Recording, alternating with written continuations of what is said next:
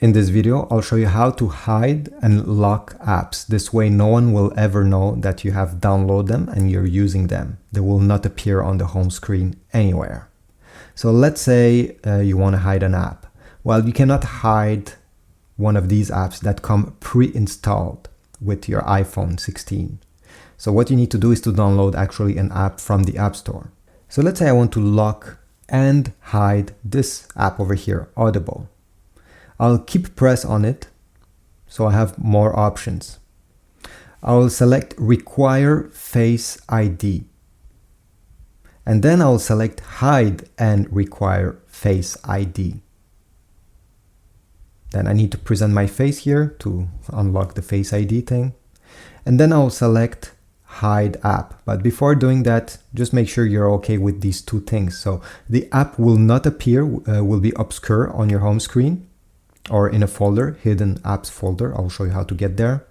And also you'll get no notification, no calls, no alert about this app. So if you're okay with these, click on Hide App and it will disappear. It won't stay there.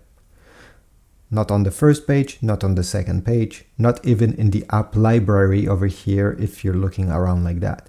To have access to it, well, you need to go in the app library and go down where it says Hidden. Then click on Hidden. Unlock with your Face ID. And the app will appear there. You can now use the app. If you want to delete a hidden app, you need to do the same thing I just showed you and delete it like usual app. So keep press on it, delete app, authenticate, show your face, delete.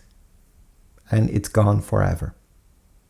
So this is how you lock and also hide apps on your iPhone 16, 16 Pro and Pro Max. If this was helpful, please leave a like and also leave a comment, type one down below. See you in the next one.